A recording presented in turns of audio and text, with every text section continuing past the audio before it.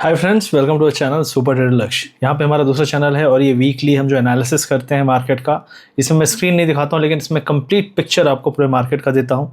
और यहाँ पे जो भी चीज़ें हुई हैं उसको लेकर अगले वीक का crypto, gold, silver, stock market, Indian stock market, Nifty, FII data, Trump का जो डील है उसका क्या हो रहा है, इन सारी चीज़ों को सारांश निकाल के आपको बताता हूँ कि अगले हफ्ते कहाँ पे आपको अपॉर्चुनिटी मिल सकती है, मार्केट का सेटअप कैसा दिख रहा है, कहाँ पे आपको बड़े अच्छे मूव्स मिल सकते हैं। तो शुरू करूँ इससे पहले आप हमारे चैनल पे अगर नए हैं तो सब्सक्राइब कर लीजिए, लाइक बटन ज़रूर दबाइएगा अगर आपको ये वीडियो अच्छा लगे। वीडियो को पूरा देखिएगा, अगर आप बहुत जल्दी में हो तो 1.25 करके देख लेना, लेकिन वीडियो पूरा देखना। क्यों पूरा देखना? क्योंकि आधा अधूरा ज्ञान लेके अभी तक अगर यहाँ पे हो और मार्केट में स्ट्रगल कर रहे हो और सोच रहे हो कि कुछ बदल क्यों नहीं रहा, क्योंकि जब तक आप नहीं बदलोगे, आप आज भी वीडियो स्किप करते हो, पहले भी करते थे। मैं घंटों घंटों 2-2 घंटे के वीडियोज़ पिछले 7-8 साल से देख रहा हूँ, और यूट्यूब जब शुरू में आया था तब भी देखता था, लेकिन आज पिछले 7-8 साल से मैं कोई भी वीडियो अगर इंटरेस्टिंग टॉपिक है तो मैं ज़रूर उसको पूरा देखता हूँ, ताकि मेरे दिमाग में घुसे, और यही चीज़ें धीरे धीरे बिल्डअप करेंगी आपको सक्सेस की तरफ। तो आइए शुरू करते हैं। सबसे पहले हम बात करेंगे यहाँ पे कि मार्केट में डील वाइज क्या हो रहा है। तो ट्रंप की जो डील है वो हुई, फिर उसके बाद इजराइल अपना मचल रहा था और उसने लेबनान पे हमला किया, फिर वहाँ पे थोड़ी बहुत फाइट हुई, फिर ईरान फिर से मुकर गया कि भैया ये डील तो तुम लोग कर नहीं रहे ढंग से। तो फिर से चल रहा है थोड़ा मान मनोवल, और इजराइल को साइडलाइन किया जा रहा है क्योंकि इजराइल वॉर को घसीटना चाह रहा है, ट्रंप नहीं चाह रहा है। अब पूरी अमेरिकन लॉबी इस वॉर को ख़त्म करना चाह रही है, लेकिन जो अमेरिकन लॉबी इजराइल के साथ है वो ट्रंप को अंदर से अभी भी छेड़ रही है कि वॉर कंटिन्यू करो, लेकिन इजराइल अब अकेला पड़ता हुआ दिख रहा है। तो ये वॉर बहुत लंबा चलता हुआ मुझे नहीं लगता अब दिखेगा, इसका एंड बहुत पास है, और टोटली ये जो है ना साइलेंस यहाँ पे हो जाने वाला है। कभी कभार एक आध मिसाइल यहाँ वहाँ से चलती रहेगी, लेकिन overall net America pull out करेगा। हो सकता है उसके ट्रूप्स वहाँ पे रहें मिडिल ईस्ट में for some time, at least next 6 month. Mid term election के पहले तो मुझे नहीं लगता वहाँ से ये हटाएगा ट्रंप, उसके बाद हो सकता है वहाँ से फिर दोबारा जाए या फिर जो भी। तो फिलहाल के लिए डील वाइज सब कुछ ठीक है, और जो ऑयल के प्राइसेस हैं वो भी ठीक ठाक हैं, थोड़ा सा राइज हुए हैं, वही जो कन्फ्लिक्ट बढ़ा था। और सैटरडे को क्योंकि यूएस मार्केट बंद था, तो अभी जो उसका रिएक्शन है काफ़ी कुछ आपको मंडे को देखने को मिलेगा। तो जो ऑयल प्राइसेस हैं मुझे लगता है वापस से सेटल होके जो यूएस ऑयल है जो करीब 77 के आसपास चल रहा है, मुझे लगता है ये आराम से आपका 67-68 तक आ जाना चाहिए over a period of next 2 weeks. मुझे लग रहा है अगला महीना शुरू होने के पहले जून में आपको रिकवरी मिलेगी ग्लोबल मार्केट्स में, उन सेक्टर्स में जहाँ पे अभी तक आपने मूव नहीं देखा। एआई चला, स्पेसएक्स आया, सारा पैसा खींच लिया वर्ल्ड का। अब स्पेसएक्स भी ऊपर से नीचे गिरा, लेकिन उसके गिरने के कारण क्या हुआ? उसके गिरने के कारण ऐसा कुछ बहुत डेवलपमेंट नहीं हुआ, लेकिन ओवरऑल क्रिप्टो संभलते हुए दिखे। फिर फेड की पॉलिसी हुई, फेड में जो ट्रंप का आदमी है उसने फिर से नेगेटिव बोल दिया, मतलब पॉजिटिव नहीं बोला, लेकिन जो फेड है वो नेगेटिव टोन दे रहा था कि भाई रेट हाइक हो सकता है क्योंकि इन्फ्लेशन हाई है, और oil prices, gas prices high पे थे।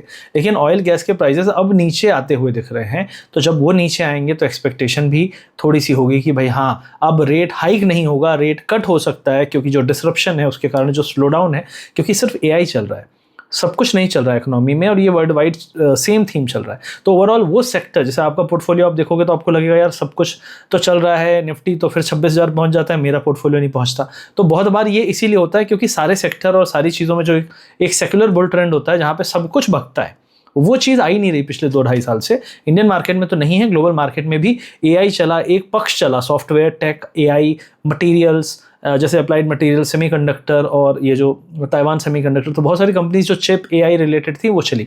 अब जो है जब रेट कट की बात होगी तो ही सब कुछ चलेगा जो नहीं चला था अभी तक, और उसी की उम्मीद आप लेके बैठे हो, तो वहाँ पे हम बात करेंगे। तो फिलहाल दो ऑयल प्राइस है थोड़ा सा नीचे आता हुआ दिखेगा, जिस कारण इन्फ्लेशन कम होगी आने वाले समय में, और डिसरप्शन के कारण जो स्लो डाउन है वो मिला के इन्फ्लेशन को काफ़ी तेज़ी से डाउन करेगा, जिसके कारण towards the end of this year at least मैं क्या मानता हूँ कि 0.5% अमेरिका में रेट कट्स अगले 3 से 4 महीने के अंदर होने चाहिए, ये मेरा एक्सपेक्टेशन है। और ये माहौल अचानक से बदलता है। अमेरिका में जब रेट हाइक हो रहा था तो माहौल अचानक से बदला, महीने भर में डिसीजन होने लगा कि यार अब तो हाइक करना पड़ेगा, और अब तो लगातार हाइक करना पड़ेगा, फिर हाइक हुआ लगातार, तो कट का भी ऐसे ही होने की उम्मीद है।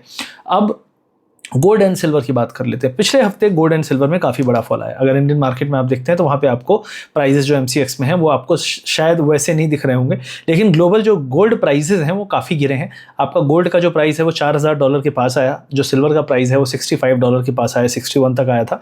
तो मुझे ऐसा लगता है कि जो फॉल आया है वो डॉलर की जो डॉलर है DXY कहते हैं, डॉलर इंडेक्स, उसकी स्ट्रेंथ के कारण आया है। और डॉलर की स्ट्रेंथ इसलिए है क्योंकि रेट हाइक की बातें इस फेड की पॉलिसी में निकल के आई कि हाइक कर सकते हैं इसलिए। लेकिन अगर ट्रंप और उसका आदमी जो केविन वॉर्श है, अगर ये हाइक वाले जो नैरेटिव है इसको टोन डाउन कर दें आगे आने वाले हफ्तों में, क्योंकि अब महीना ख़त्म होगा, अगला महीना आएगा, कुछ इन्फ्लेशन का डेटा आएगा, नए जॉब के डेटा आएंगे, बहुत सारे डेटा जो आएंगे, तो जब तेल के दाम गिर गए हैं तो उसके बाद का जो डेटा है वो पहले से बेटर ही आएगा।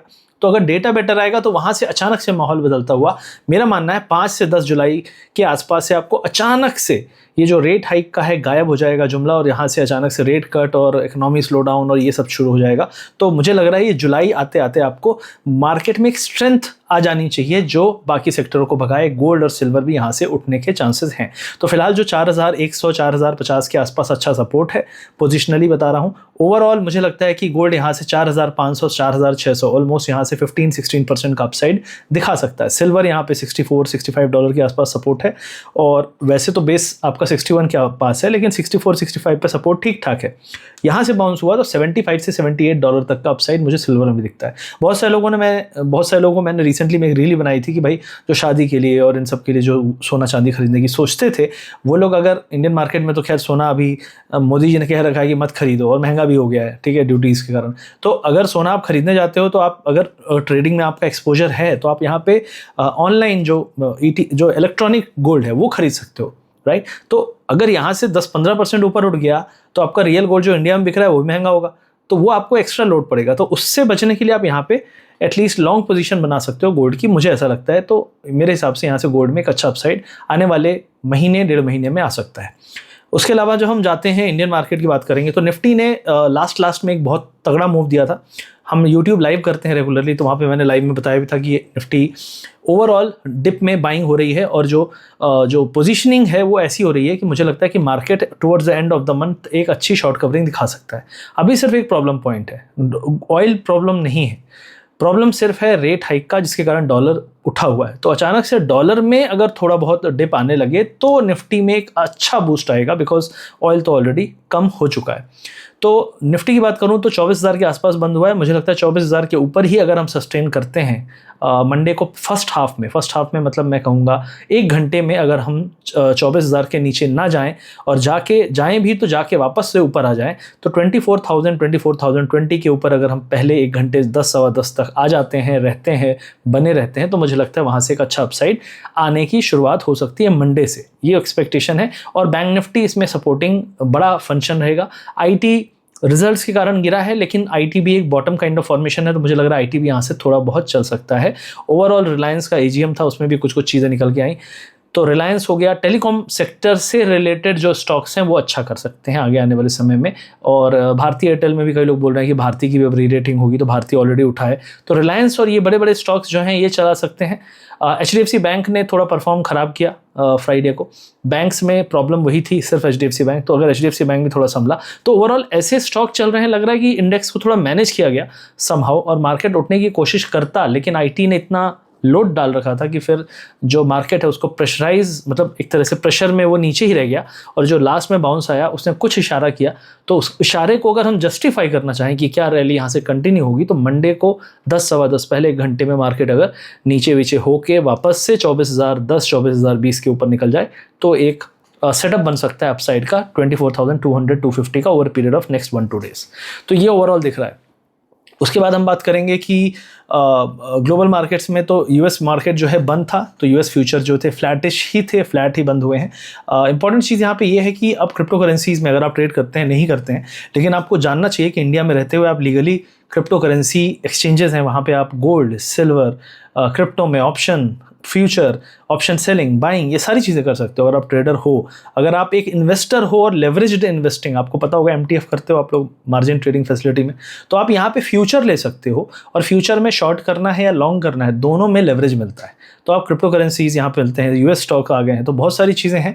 तो वीडियो के डिस्क्रिप्शन पिन कमेंट में लिंक दिया हुआ है, जो FIU टॉप एक्सचेंजेस हैं जो इंडिया में लीगली काम कर रहे हैं, तो उनके लिंक से आप जाके अकाउंट खोल सकते हैं। और हमारा फ्री VIP एक ग्रुप है टेलीग्राम पे, टेलीग्राम तो अभी बंद है, 1-2 दिन में शुरू हो जाएगा, तो उसमें आप ज्वाइन हो सकते हैं। तो जो चैनल के डिस्क्रिप्शन में जाएंगे लिंक मिल जाएगा, पिन कमेंट में भी लिंक मिल जाएगा, जाइए वहाँ पे वो अकाउंट ओपन करिए और वहाँ पे हमारे टेलीग्राम आईडी है हमारी टीम की, तो 22 तारीख के बाद आप उनसे कांटेक्ट कर सकते हो। अकाउंट खोल लीजिए, KYC कर लीजिए, डिपॉजिट कर लीजिए, ट्रेडिंग करने के लिए 10-25 हज़ार रुपये से आप शुरू कर सकते हैं। और फिर आपको जो सीखना है, समझना है, मैं यूट्यूब लाइव रेगुलरली कर रहा हूँ, वहाँ पर सिखाता हूँ। और जो व्यूज़ हैं कि कहाँ मार्केट जा सकता है, जो एनालिसिस है, वो VIP ग्रुप में शेयर करता हूँ। तो आप ये शुरुआत कर सकते हो, क्योंकि कई लोग क्या कर रहे हैं, ऑप्शन बाइंग, बस क्या करता हूँ ऑप्शन बाइंग, क्यों? क्योंकि लगता है कि 5,000 से वही कर सकते हैं, छोटे कैपिटल से वही कर सकते हैं। अरे भाई ऑप्शन बाइंग नहीं, ऑप्शन बाइंग में आप फ्यूचर में विथ लेवरेज बाइंग जो करोगे उसमें डिके नहीं रहता है, तो डिके से जो मारे जाते हो, ज़्यादातर लोग डिके से ही मारे जा रहे हैं, तो डिके से आप परेशान नहीं रहोगे। तो ये सारी चीज़ें काफ़ी अच्छी हैं जो आप कर सकते हो ट्राई। तो क्रिप्टो करेंसीज का कुछ एनालिसिस मैं शेयर कर दूंगा उन लोगों के लिए जो ट्रैक करते हैं। तो यहाँ पे बिटकॉइन आप लोग को पता होगा, तो बिटकॉइन 64,000 के आसपास है, थोड़ा सा पॉजिटिविटी है, बहुत ज़्यादा नहीं लेकिन थोड़ी बहुत है।